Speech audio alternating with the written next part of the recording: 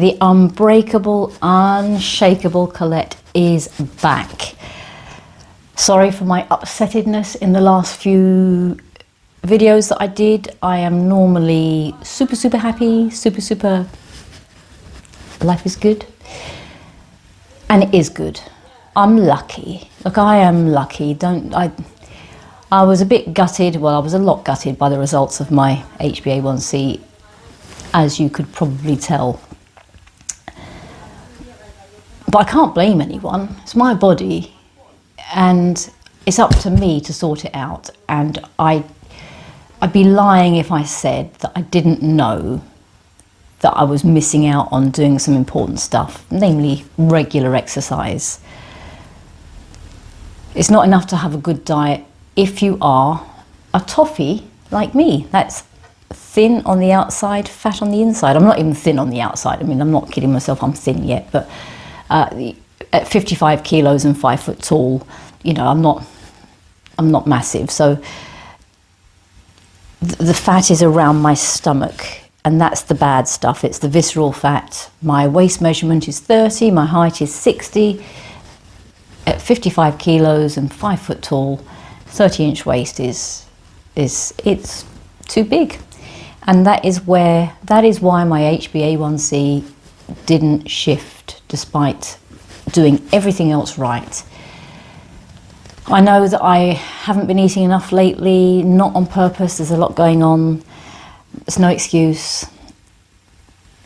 But I know I need to eat more protein, probably for a little while, fewer carbs. I don't want to do that whole carb-free living, but I think for a few weeks I'm going to try and focus on eating good protein, quality protein, not powders. I don't want to do that. It's going to be eggs and some chicken and lots of nuts and seeds and bits and pieces. I will still have some oats because they are good for your cholesterol, but it will be mainly protein and fibre. That's just for a couple of weeks. I'm going to give myself that time. I don't exercise. I'll walk. Today I've just done 10,000 steps running around London. I literally walked down every escalator, ran down every set of stairs, walked up several escalators, ran up all the stairs that I came across. So it's not like I'm not reasonably fit and active, but I don't exercise every day. Like, I really don't. You know, I could do 30,000 steps tomorrow, no problem at all. But I could do 5 days sitting around at home, sitting on a chair, using the computer, watching YouTube, and it's no good. I'm a skinny, fat kind of girl, so I need to be moving more. And I need to be lifting weights. I know it as a woman, particularly a postmenopausal woman, I need to be lifting weights. So it is time. It is time. I have got a few little dumbbells. They're only small, 2, 3 kilo, 5 kilos, maybe not, weight. So I'm going to start with those. There is a gym very close to here. It's only £35 a month. I might just go back there and suck it up and pay for that and use their equipment. And I also bought myself some new running shoes because every problem deserves money throwing at it, doesn't it? I do have running shoes, and I've had them about 5 years, and I've used them a lot, and I love them. They are proper running shoes, but they are getting on the old side, and I've started to notice that my right ankle starts to play up a bit if I use them. So it's time to ditch those and put on these new ones.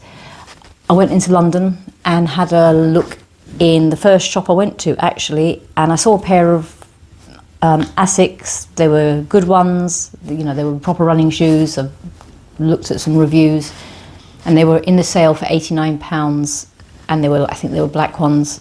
I said to the guy, I don't care what colour they come, just want my size. So he came out of the stockroom with 2 boxes, a size 6, I'm a size 5, size 6 in the ones that I picked, and a size 5 in a different style. Anyway, I put on the size 5, and it was like they were made for me. And I walked up and down a bit and thought, look, these will do. And I said, oh, are these the same price? And apparently, no, they're not. They're not. The only thing similar about them was the brand.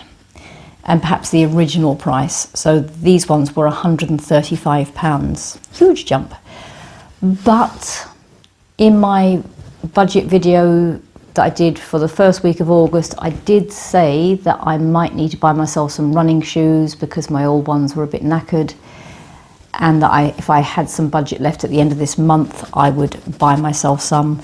It's now the 22nd of August, and I did have about £270 unspent. I've really barely spent anything this month on anything. So, and I've just done a video imploring people to get themselves tested for things because our health matters and we're worth the investment. So I would be quite a hypocrite if I said we're worth the investment except for me. Anyway, what's the money for? There's no point me dying with money in the bank, but dying sooner because I didn't exercise. So I bought myself some running shoes.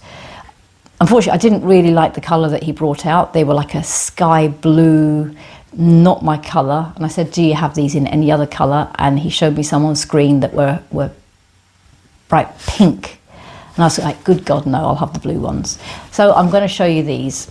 These will sit in the corner rebuking me if I don't get them out and get them out there and get them dirty as quick as I bloody can. So these are, I'm going to start doing Couch to 5K again. I did it last year. I completed the 9-week course and did a couple of park runs successfully. I did walk some of the park run. I did sort of walk, I think, once or twice during both runs, and I don't feel ashamed of that at all because I was 59 and I wasn't even the slowest person out there. So there you go. So 9 weeks time, early November, I'm going to be coming back. Well, I'm going to be coming back on here and letting you know every time I've been out for a run so that I keep myself honest because it matters. Right, are you ready? Are you ready to see these?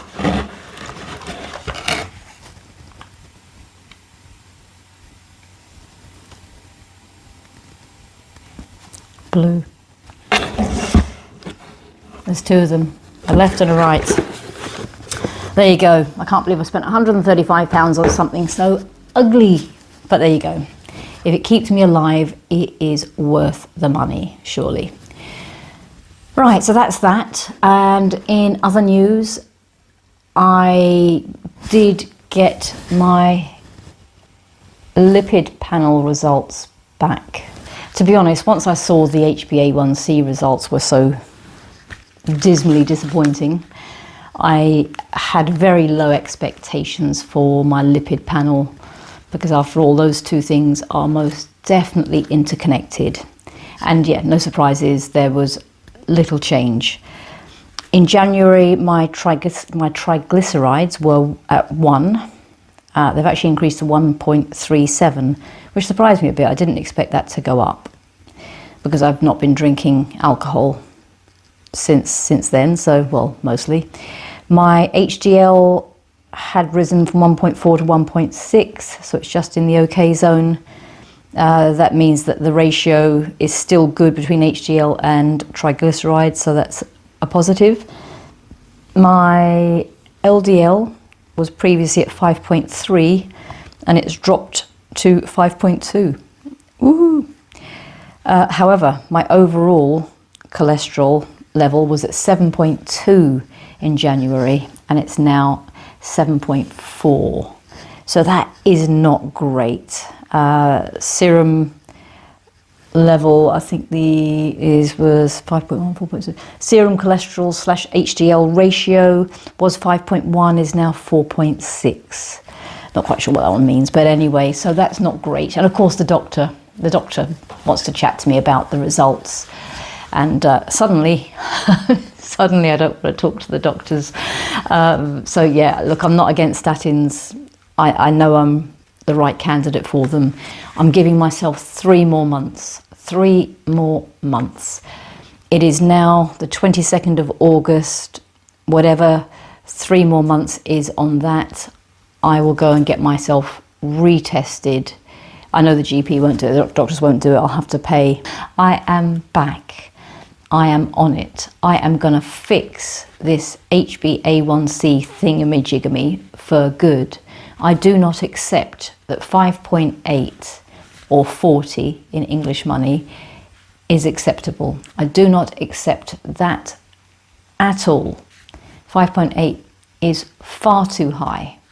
I want to get myself down into the low 5s or the high 4s.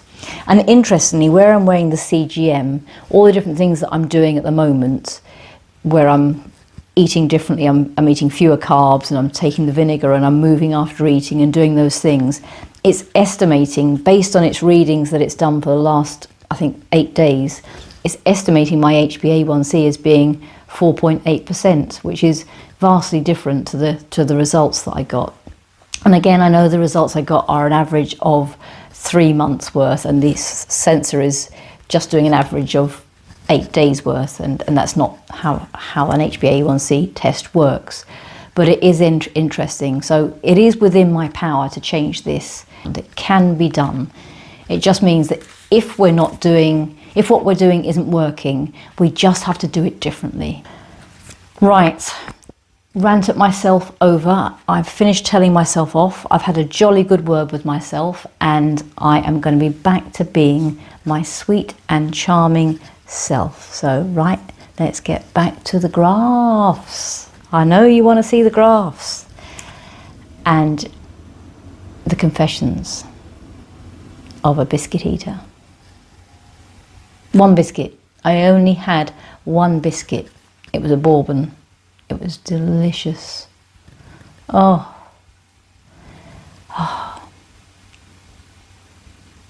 One bourbon.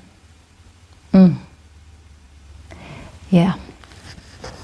Right, let's get over to the screen. But let's just talk you through what the plan is today. So I'm going to talk about day 8 and day 9 together, just because I keep forgetting what I did on particular days, because I'm kind of a couple of days behind now because I skipped a day releasing a video.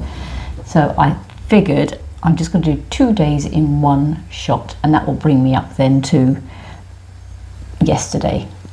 They sort of work together anyway, because I sort of ate the same foods 2 days in a row but did 2 different things, and there was a couple of things that really surprised me actually. I'm a little bit shocked by some results. I'm going to show you in a minute, but one of them, I think on day 9 was the day that I got the HbA1c results, and you've seen how how my blood sugar has been eating that same breakfast, roughly the same breakfast day in, day out. And I'm just going to move that closer. So day 1, same breakfast. Day 2, same breakfast. Day 3, same breakfast. Didn't have breakfast that day. Day 4, that breakfast. Each time it's done something different. Day 6, day 7 over here, and then if I squeeze along, let me just squeeze that along. Day 8, I went for a short brisk walk at 10:30. I had 2 teaspoons of vinegar in water about 10 minutes before eating, and I ate about 11:15, and then went for a brisk 20-minute walk straight after eating. And you can see, not dissimilar to the day previous, having the vinegar in the water and a fair amount of walking. That was walking before, this was walking before and after. You can see the blood sugar barely climbed at all.